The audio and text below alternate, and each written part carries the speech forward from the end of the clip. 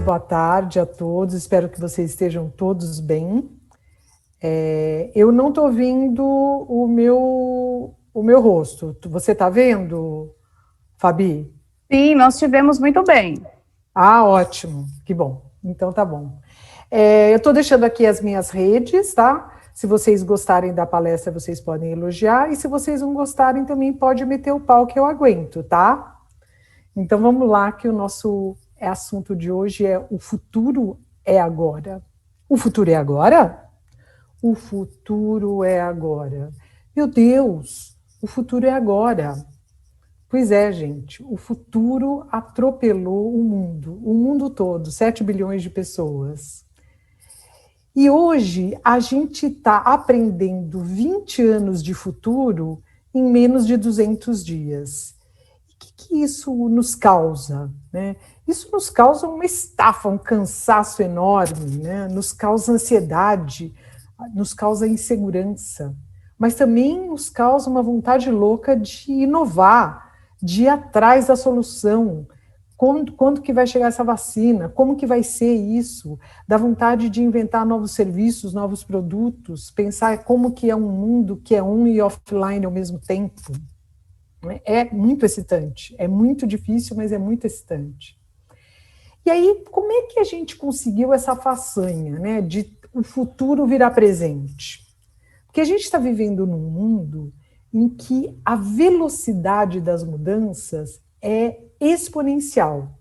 E eu sempre tive foi sempre muito difícil para mim explicar a exponencialidade, porque é uma função muito difícil para o ser humano entender, né? E finalmente a gente entendeu isso com os vírus, né? Com o vírus, né? Com o coronavírus Covid-19. Por quê? Porque a velocidade com que o vírus se espalha é exponencial, ou, né, em outras palavras, é absurda, a gente não consegue nem fazer as contas, né? O alcance dessas mudanças é global, como a gente já falou, e a profundidade ela é quase que insuportável. Essas três coisas, em uma era ou outra, sempre existiram. Uma velocidade maior, um alcance de alguma coisa, de algum fato, ou uma profundidade, mas o fato é que a gente está vivendo num mundo em que essas três forças extremamente fortes estão agindo ao mesmo tempo. E a gente tem que ter isso em mente quando a gente trabalha, quando a gente quer inovar, quando a gente quer pensar em novos mercados. E que efeitos isso tem sobre você, né? O mundo virou de ponta cabeça, que hábitos você mudou? Porque não é possível que você não tenha mudado nada, né? A gente tem que mudar num mundo que está em constante mudança. O que você está aprendendo? A gente tem, num mundo que muda em velocidade exponencial, a gente tem que aprender numa super velocidade também. E aprender, gente, é aprender na faculdade, com os livros, no podcast, é aprender todos os dias, de todas as formas possíveis. É se interessar pelas tecnologias de aceleração. Quais são as tecnologias de aceleração? Qual delas eu me dou melhor? Com qual delas eu tenho mais afinidade? Vai lá e aprende, né? Uma outra pergunta, você investe na sua comunicação? Por que isso é importante, gente? Porque quanto mais a gente avança para o futuro, mais a gente vê humanidade e tecnologia. Então, a comunicação é um dom, é uma capacidade do ser humano. Então, quando você investe na sua comunicação para que ela seja primorosa, para que ela seja eficaz, eficiente, você está investindo numa coisa que as máquinas não podem fazer. Eu não estou falando que a máquina não pode fazer um texto, estou falando de comunicação. O que você sabe sobre marcas vencedoras? Por exemplo, o ano passado, o celular mais vendido foi o iPhone. Mas o iPhone, ele tem menos funcionalidades e é mais caro que o Samsung, que foi o segundo mais bem vendido, né? Mas como que é assim, uma coisa que é mais cara e tem menos funcionalidade e vende mais do que a outra, que tem mais funcionalidade e é mais barata? Porque nós estamos vivendo num mundo em que as coisas intangíveis têm muito valor. O que é uma coisa intangível? Uma coisa intangível é uma coisa que você não vê, que você não pega, mas tem valor, né? Então, a gente está vivendo num mundo que uma das coisas mais valiosas é o GPS. A gente nunca viu ele, né? Ele não é uma coisa de pegar. Então, começa a pensar isso. O que a gente pode criar que a gente não vê, mas que tem valor, né? E se a gente for para o outro lado, né, uma coisa que a gente nunca viu e não vai ver, né, e tem um super valor, é o coronavírus, né? A gente não vê, mas ele consegue fazer, ele tem um poder tão grande que ele consegue parar o planeta Terra e os seus 7 bilhões de pessoas, de habitantes. E aí, gente, eu como futurista, né, sempre vejo essa coisa, né, da humanidade. A humanidade sempre quis poder ver o futuro. Ai, se eu pudesse ver o que vai acontecer amanhã, se eu pudesse ver o que vai acontecer daqui 1 ano na minha vida, daqui 10 anos, né? Pela primeira vez na história da humanidade, os brasileiros puderam ver o futuro, 1 mês à frente, né? Em março desse ano, a gente podia olhar para a Europa e para a Ásia e ver o futuro. E aí, o que a gente fez com essa informação valiosíssima? Nós ficamos com as nossas velhas certezas, né? Então, você ouvia os brasileiros falando assim em março: ah, não, mas o vírus não vai chegar aqui. Deus é brasileiro, né? Foi assim? E outras coisas, né, que a gente ouviu. Pois é, a gente ficou com a irracionalidade, a gente ficou com a negação, a gente ficou com os nossos vieses cognitivos, que hoje não vai dar tempo para a gente falar, mas depois vai lá e pesquisa. E a gente ficou com uma falta de pensamento crítico. A gente precisa de tudo isso ao contrário para poder enfrentar um mundo tão complexo como o mundo que a gente está vivendo.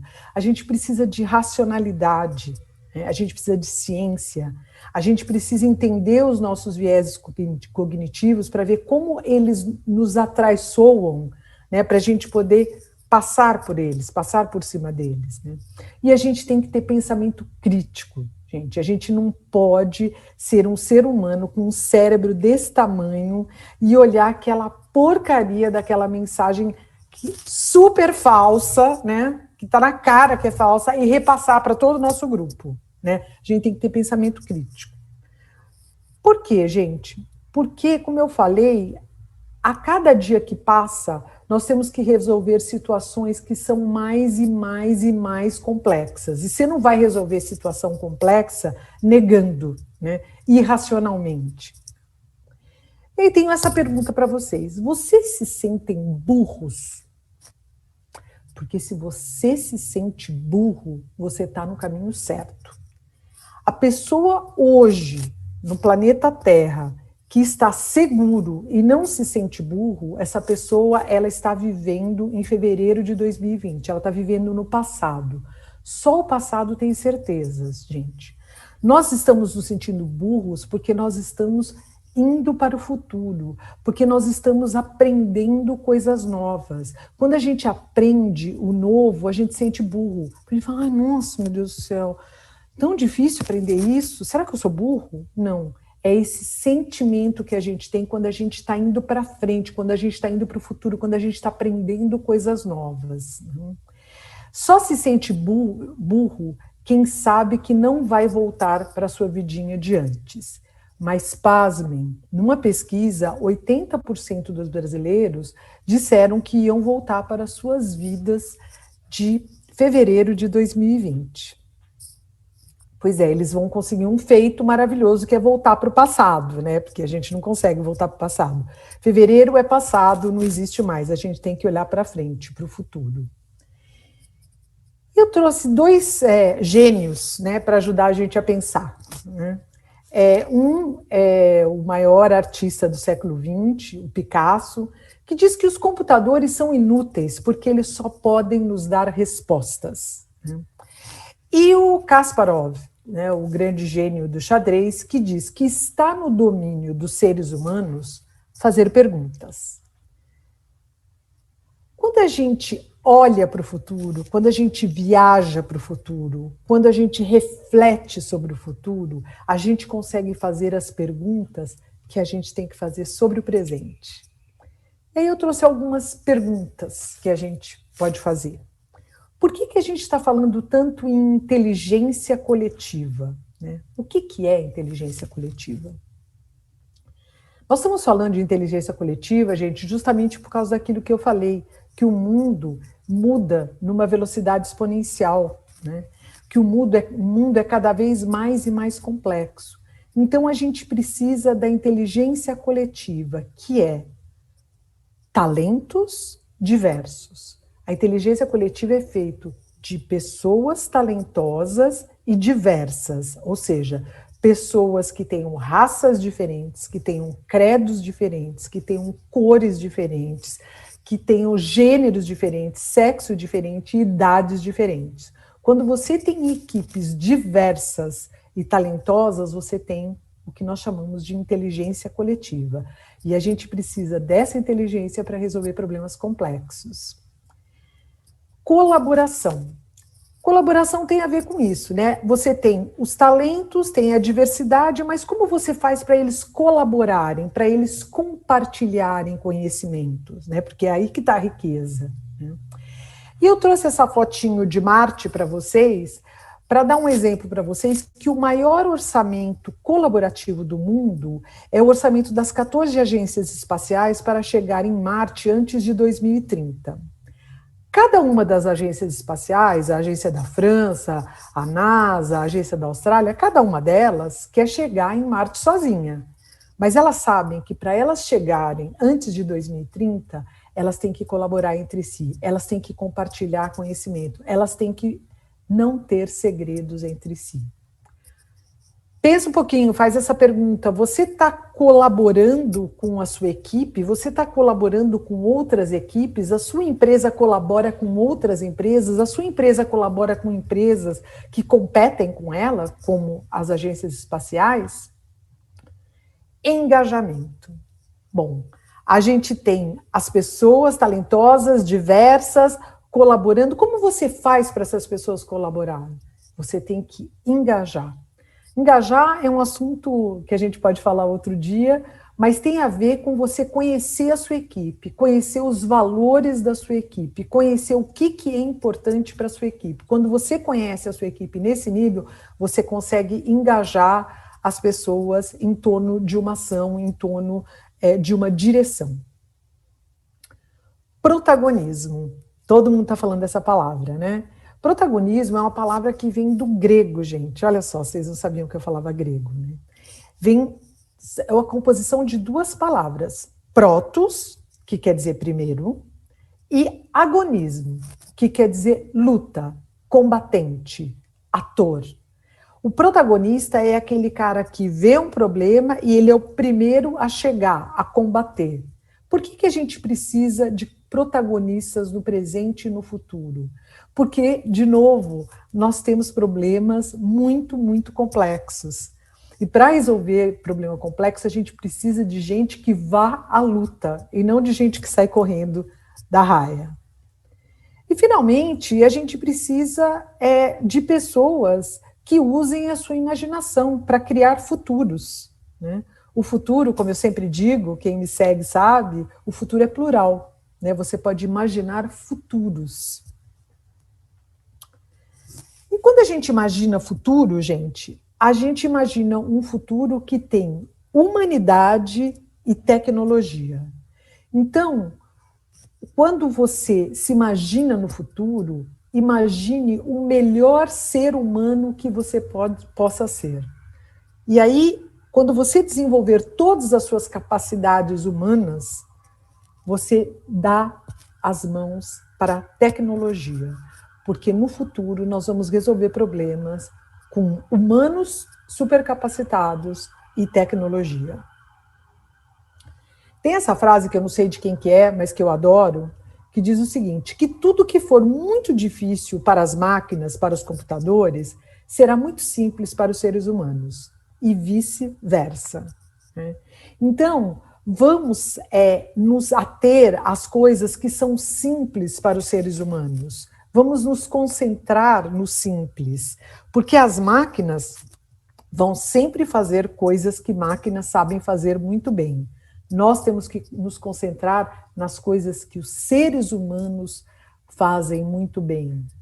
Empatia, protagonizar, inovar, dar a volta por cima, são atitudes, capacidades, habilidades dos seres humanos. E para fechar aqui hoje, gente, que essa é só uma abertura, eu vou trazer para vocês a 5ª regra de ouro, das 5 regras de ouro para se fazer... Desculpa. Das 5 regras de ouro para se fazer um bom filme do diretor de cinema Jim Jarmusch. Eu vou ler para vocês. Nada é original. Roube de qualquer lugar. Que inspire ou seja combustível para a sua imaginação. Devore filmes antigos, filmes novos, música, livros, pinturas, fotografias, poemas, sonhos, conversas aleatórias, arquitetura, pontes, placas de rua, árvores, nuvens, massas de água, luz e sombras. Selecione e roube apenas as coisas que falam diretamente à sua alma. Se fizer isso, seu trabalho e roubo serão autênticos. Autenticidade é inestimável. Originalidade é inexistente. E não perca tempo escondendo o seu roubo. Celebre-o, se sentir vontade. E lembre-se sempre de Jean-Luc Godard. Não é de onde você pega as ideias, mas é para onde você as leva. Jim Jarmusch.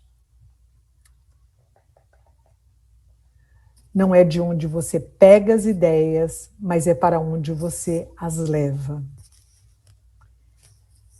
E eu queria terminar com esse pensamento que coisas acontecem a todo instante em volta da gente. As coisas realmente importantes acontecem dentro de você.